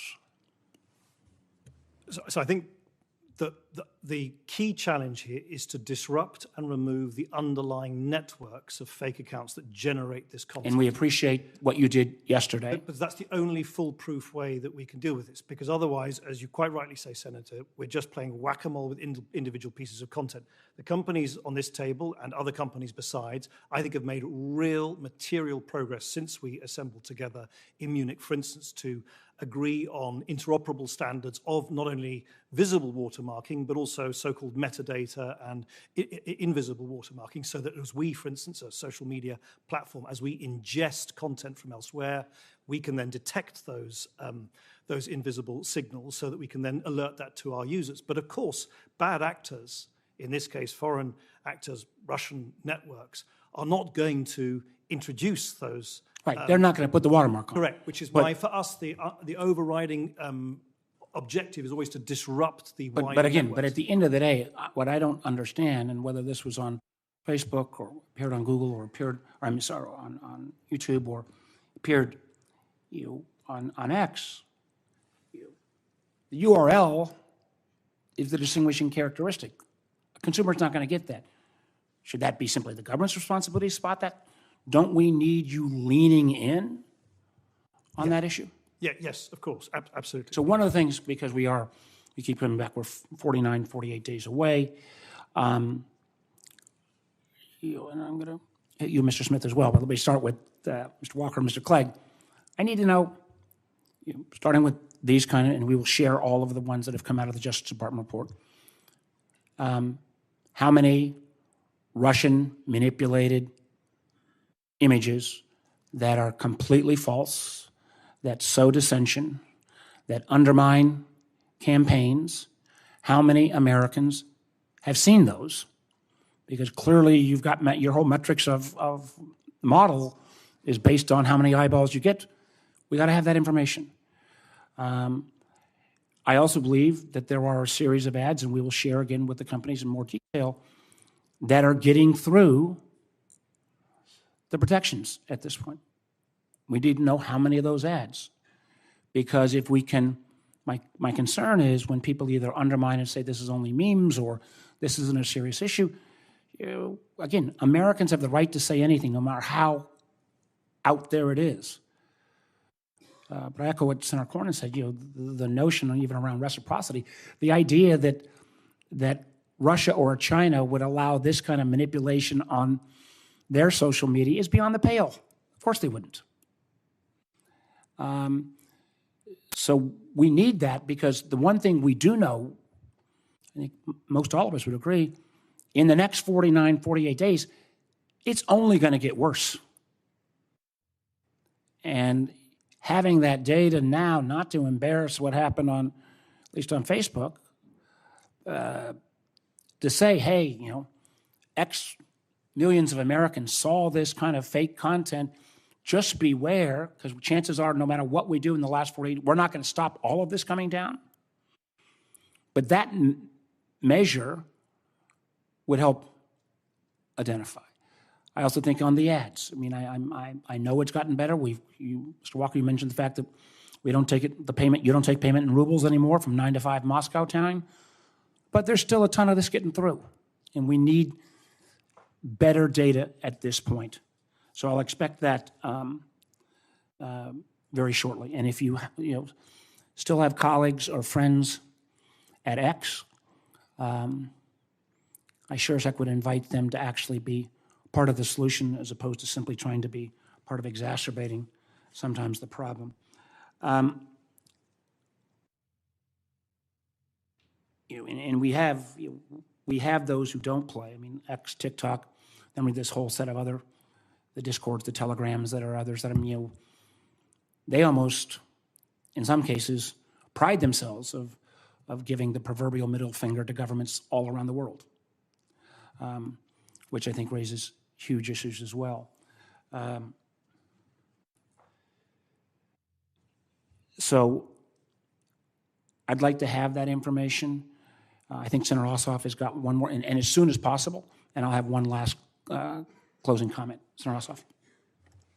I'll be brief, Mr. Chairman. Just to note, and the committee has made public some of the underlying information which was contained, I believe, in the charging documents related to this specific recent Russian effort for which there were 32 domain seizures, doppelganger, which planning documents specifically identified, quote, swing states whose voting results impact the outcomes of the elections more than other states, and named in particular Georgia as a destination for this covert Russian influence.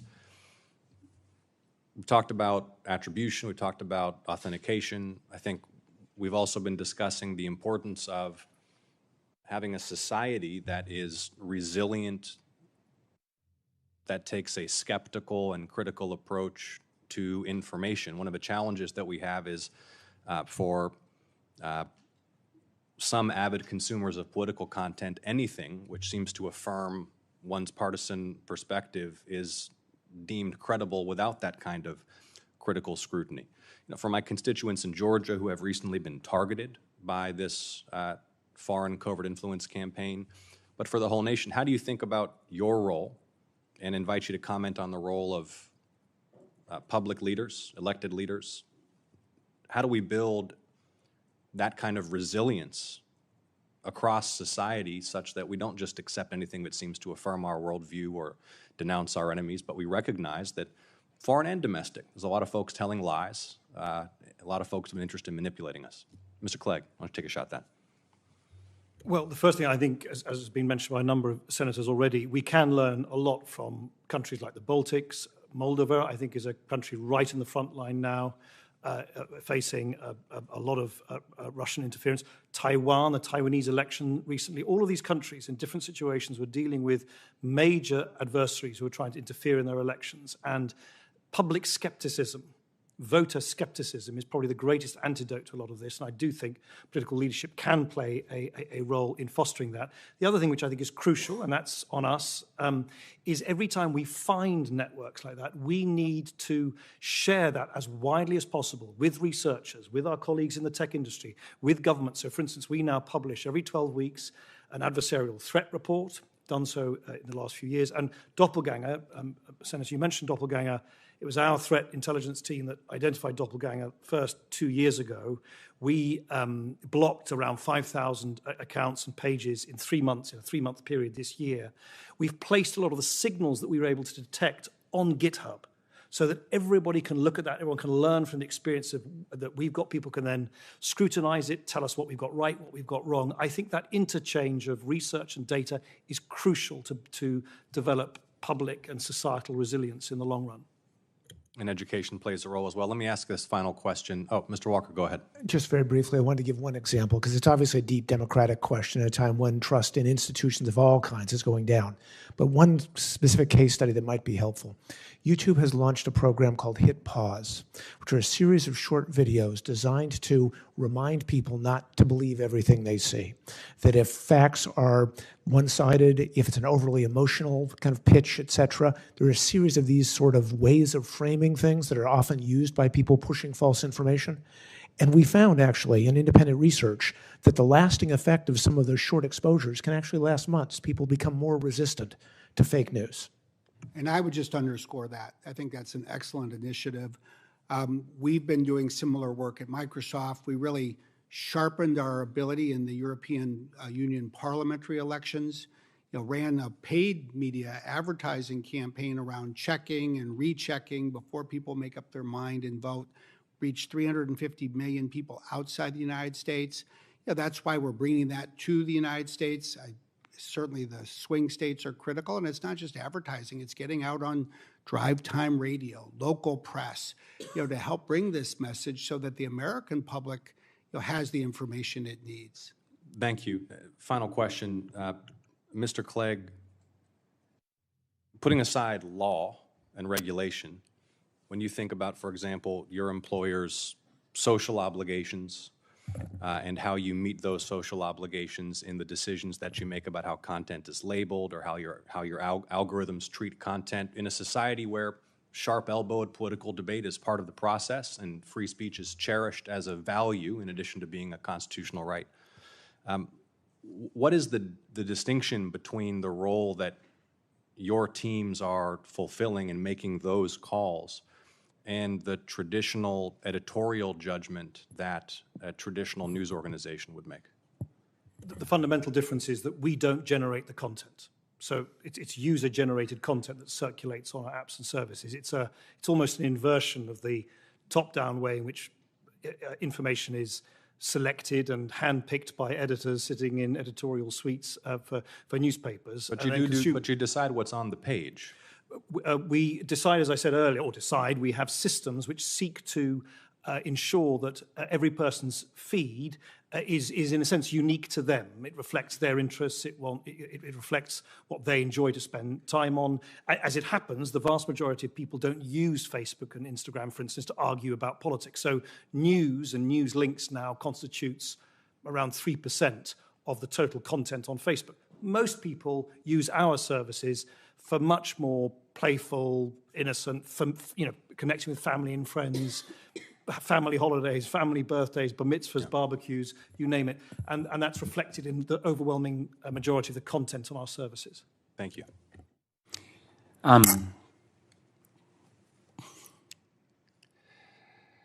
That sounds to me like a backhanded description around protection around Section 230, which I fundamentally disagree with you on. And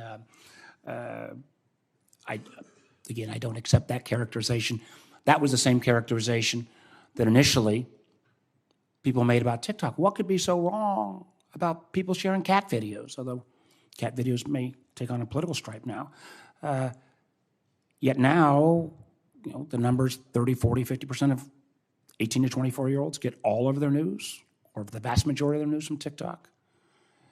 And I just do not accept the notion we're just independent creators. There are algorithms that shift what you see, how much you see. Tech colleagues that we both know said they've never been a more creative, addictive, crack-like tool than TikTok in terms of tracking and keeping. And again, the effort that Senator Cornyn raised, and the vast majority of us here, when at the ultimate, the dials can be turned by a CCP leadership in terms of what content you receive, that is, I believe, a huge national security concern. I also want to just point out that, the independent reviewers, I agree that's good. And I do think there is a role for the academic reviewers. I think we are less safe today because many of those independent academic reviewers have been litigated, bullied, or chased out of the marketplace. That concerns me. I also hope, and I'd like to see not just kind of one-off answers, but I'd like to see from all three of you something to the committee that Senator Rubio and I will then review and share with our colleagues.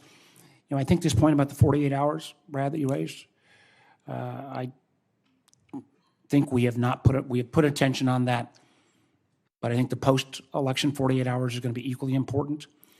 And I'd like to hear with specifics what kind of surge capacity each of your institutions are going to have as we get closer, because I'm not going to litigate here whether you've cut back or not your content. And again, not content moderation on a political bent, but content moderation in terms of whether your users actually adhere to your own terms of service. I would simply state for the record, the overwhelming majority of outside observers, I think across the political stripes, have said most of you have cut back. But you made your points. We don't have to relitigate. So again, I want to know how many folks have seen and echoing, especially in these targeted states, how many ads have come through, what we're going to move forward on. I would also, I bit my tongue earlier before Senator Langford got on. And I do think, listen, I've worked with each of you in each of your companies, and I think there are places we agree, there are places we disagree. I do believe, Congress's batting record on social media platforms and on AI is virtually zero in terms of laws being passed, maybe with the exception of TikTok.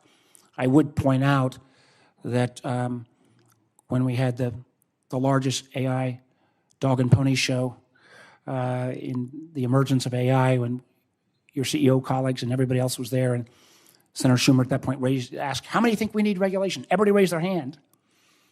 And, I've got a half a dozen bipartisan AI laws or bills. Some of them doing things like how do we avoid those entities that circumvent the watermarks that you and others may put in. But for the most part, and since I get the last word, I'll leave this without contradiction. Everybody's for it in theory until you see words on the page. And there's always a reason why, we can't really do that, or, oh my gosh, we do that, we're going to slow down innovation, or we do that, China's going to leap ahead. And this is not the topic for today, but I think there's a whole lot of us, virtually every parent in America today would say, a few guardrails on social media back in 2014, we might have a heck of a lot healthier kids in this country in terms of mental health issues. Not the subject for today, but something that the vast majority of Americans believe, including me. So we've made, as I went through, I won't go through my statement, we've made some progress. I do worry that this is not going to lead the news tonight. The fact that Russia and Iran, but we don't have the kind of visuals yet. I hope we will get the visuals yet on what Iran has done. But that Russia, using brands that most Americans on either end of the political spectrum respect, Fox News, Washington Post, are seeing things that look like it's that content. That's not. It's coming from Moscow. And anyone that thinks that is appropriate, I just don't think reflects where we are in this democracy. We have, I'll end with where I started. We have more than enough differences amongst Americans. We have a constitutionally given First Amendment right that allows us to say anything, no matter how stupid, unless it is the equivalent of fire in a crowded theater. But we should have those debates, but sure as heck should be concerned about foreign government services. This is not some one-off entity. These are foreign spy services who, by definition, want to undermine our country. When they are trying to sway an already very close election, we all should be concerned with that. I appreciate you all being here. I wish more of your colleagues in the sector would be as engaged. I think I've given you all some to-do work, and my hope is we will have some of that information because the clock is ticking, as you've all said. I would hope we could get some preliminary information back even by middle of next week. Let's see if we can get this as we go into October. With that, I did promise Senator Rubio I wouldn't go off on some other tangent, so I will respect that right now and say we are adjourned.